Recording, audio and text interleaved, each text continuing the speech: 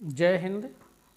10वीं कक्षा के साइंस क्लासेज में आपका स्वागत है। आप देख रहे हैं इन्वेस्ट साइंस क्लासेज और मैं हूं विनय।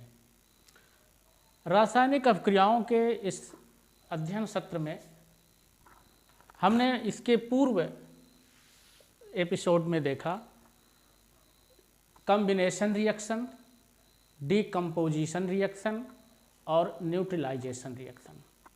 पहले तो उसकी थोड़ी सी समरी हम ले लेते हैं। कॉम्बिनेशन रिएक्शन क्या होता है?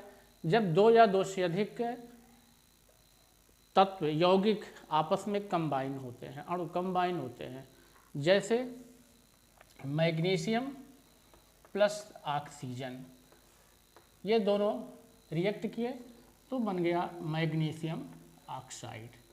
ये बैलेंस समीकरण है। ये कॉम्बिनेशन रिएक्शन है, कंबाइन होता है।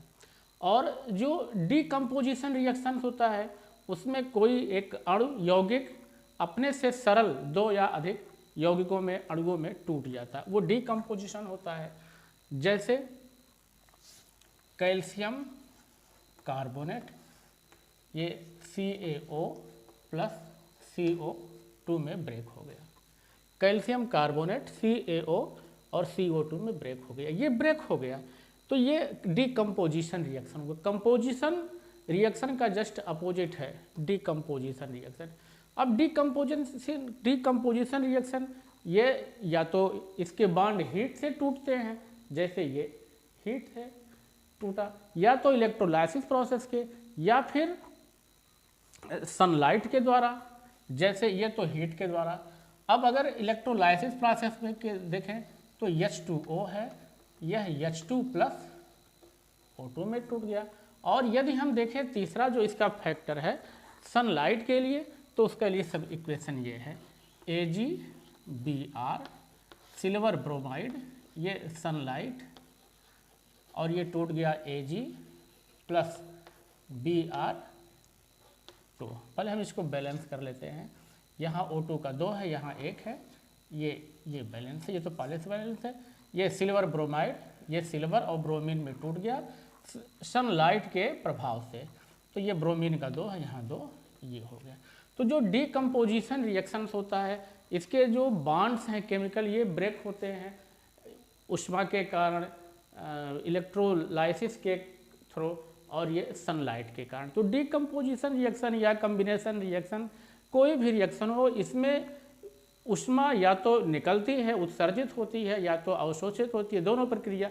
तो किसी भी टाइप का रिएक्शन हो, अगर एनर्जी एमिट हो रही है तो एक्सोथर्मिक है, यदि एनर्जी एब्जॉर्ब हो रही है तो एंडोथर्मिक है।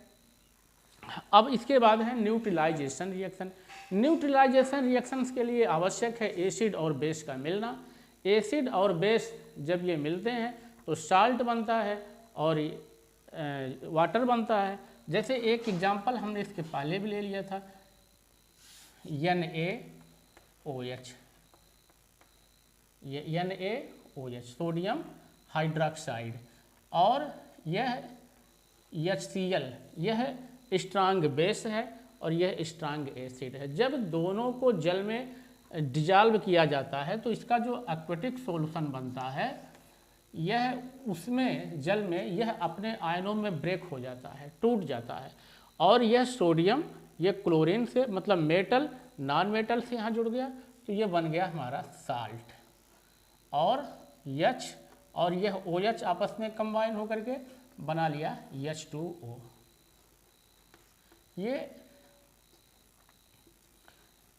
ये न्यूट्रलाइजेशन रिएक्शन हुआ। न्यूट्रलाइजेशन रिएक्शन क्यों हुआ? क्योंकि ये न्यूट्रलाइज हुआ, न तो यह बेस रह गया, न तो ये एसिड रह गया, इसका इफेक्ट समाप्त हो गया, इसका भी इफेक्ट समाप्त हो गया, ये बन गया साल्ट। साल्ट में एक मेटल होता है, दूसरा नॉन मेटल होता है।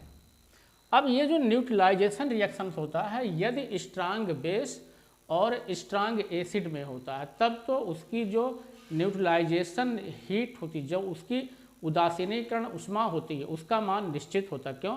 क्योंकि पूरी तरह से यह आयोनाइज हो जाते हैं और हो जाते हैं। लेकिन यदि बेस स्ट्रांग न हो और एसिड स्ट्रांग हो, या दोनों स्ट्रांग न हो, या उसमें से एक स्ट्रांग हो एक वीक हो, तब जो उसकी उदासीनीकरण उष्मा होती है, जो उसकी न्यूट्रलाइजेशन हीट होती है वह उससे कम होती है। अधिकतम 13.7 किलो कैलोरी होती है और इससे कम होता है अगर बेस या एसिड स्ट्रांग नहीं है, वीक है तब। तो न्यूट्रलाइजेशन के लिए आवश्यक है एसिड और बेस का होना। एसिड और बेस आपस में रिएक्ट करेंगे तो साल्ट बन जाता है और H2O बनता है। अब हमारा अगला न्यूट्रलाइजेशन के बाद जो अगला रिएक्शन है यह है डिस्प्लेसमेंट रिएक्शन। डिस्प्लेसमेंट मतलब एक मेटल एक एलिमेंट का प्लेस दूसरा हटा देता है। इसके लिए आवश्यक क्या है कि जो एलिमेंट दूसरे के स्थान को पर पहुंच जाता और उसको डिस्प्लेस कर देता है वह मोर एक्टिव होना चाहिए। जैसे एग्जांपल है Zn, जिंक हो गया, ये सॉलिड होता है, और प्लस कॉपर सल्फेट हो गया। जिंक है, ये कॉपर सल्फेट है।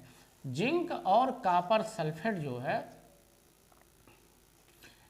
इसमें जिंक एक्टिव अधिक है कॉपर से, यानी कॉपर से जिंक की एक्टिविटी अधिक है, तो कॉपर को जिंक विस्थापित कर देगा, डिस्प्लेस कर देगा। अब ये बन गया जिंक सल्फेट और प्लस कॉपर अलग हो गया। यह जो कॉपर ये सॉलिड है, यह जो हमारा रिएक्शन है यह डिस्प्लेसमेंट रिएक्शन है। क्यों? क्योंकि जिंक ने कॉपर को डिस्प्लेस कर दिया, उसकी जगह से हटा दिया। क्यों? क्योंकि जिंक की सक्रियता कॉपर से अधिक है, कॉपर यहाँ से विस्थापित होकर के यहाँ गया।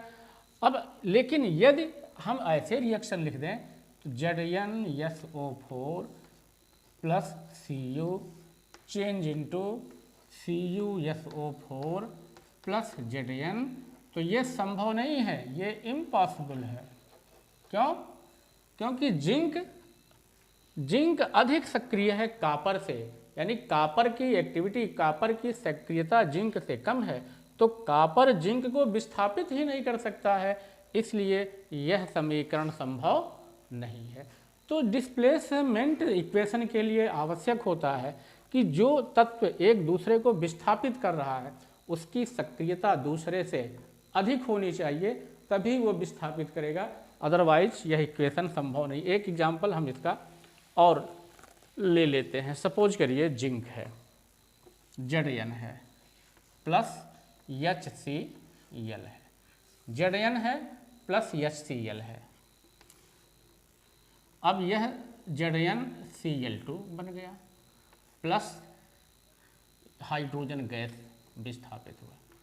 यह ZnCl2 बैलेंस नहीं है, यहाँ क्लोरीन का 2 परमाणु है, एटम है, यहाँ एक ही है, तो हमने यहाँ 2 बढ़ा दिया, यहाँ हाइड्रोजन का 2 हो गया, यहाँ भी हाइड्रोजन का 2 हो गया।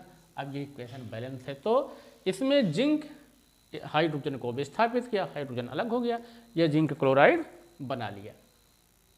इस तरह से डिस्प्लेसमेंट रिएक्शन में एक एलिमेंट दूसरे को विस्थापित कर देता है, डिस्प्लेस कर देता है।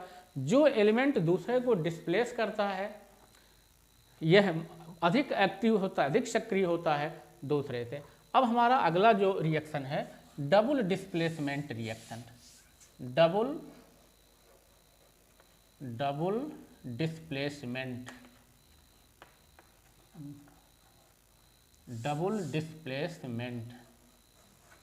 Reaction.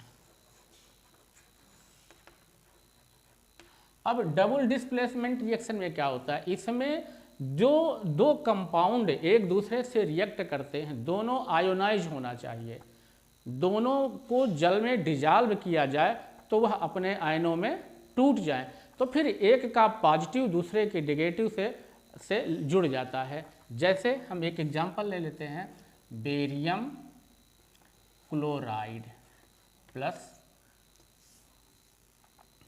Sodium sulphate. Barium chloride और सोडियम सल्फेट दोनों का जो एक्वेटिक सॉल्यूशन है, जब इसको जल में घोलेंगे तो यह अपने आयनों में टूट गया और यह भी टूट गया। तो बना क्या, मैं नीचे लिख दे रहा हूँ, बन गया बेरियम पर +2, ये टूटा, अब +2Cl पर ये माइनस हो गया।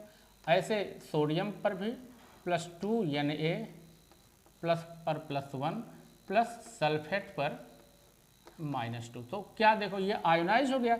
अब जो बेरियम है यह सल्फेट से जुड़ गया और जो सोडियम है यह क्लोरीन से जुड़ गया। तो जो बना ये बन गया बेरियम सल्फेट और प्लस सोडियम क्लोराइड। जो इसमें बेरियम सल्फेट बना यह प्रेसिपिटेट हो गया, ये थक्का बन गया और ये प्रेसिपिटेट हो गया। तो इस प्रकार का रिएक्शन जिसमें जो रिजल्टेंट है, जो प्रोडक्ट है, उसमें से एक प्रोडक्ट अवक्षेप बना लेता है, प्रेसिपिटेट बना लेता है, तब इस रिएक्शन को प्रेसिपिटेशन कहा जाता है। ये देखो बेरियम क्लोराइड है, सोडियम सल्फेट है, ये आयनों में टूट गया, बेरियम सल्फेट का यह प्रेसिपिटेट हो गया। तो यह डबल डिस्प्लेसमेंट रिएक्शन जिसमें एक रिजल्टेंट प्रेसिपिटेट हो जाता है उसे प्रेसिपिटेशन रिएक्शन कहा जाता है। अब ये प्रेसिपिटेशन रिएक्शन हो गया। जो न्यूट्रलाइजेशन रिएक्शन है यह भी डबल डिस्प्लेसमेंट रिएक्शन होता है। जैसे एग्जांपल हम एक देख लेते हैं, NaOH प्लस HCl, यह भी एक्वेटिक सॉल्यूशन, यह भी एक्वेटिक सॉल्यूशन। यह बना लिया NaCl प्लस H2O। यहाँ देखो इसका ये पॉजिटिव आयन इसके नेगेटिव आयन से जुड़ करके सोडियम क्लोराइड बना लिया और इसका H और इसका OH यह मिलकर के H2O बना लिया। तो यह न्यूट्रलाइजेशन रिएक्शन है, बट इसमें इसके आयन से इंटरचेंज होते हैं, तो यह भी डबल डिस्प्लेसमेंट रिएक्शन कहलाता है। बट ये प्रेसिपिटेट रिएक्शन नहीं है। क्यों? क्योंकि इसमें प्रेसिपिटेट नहीं प्राप्त होता है। जब प्रेसिपिटेट प्राप्त हो तो ये प्रेसिपिटेशन रिएक्शन कहलाता है।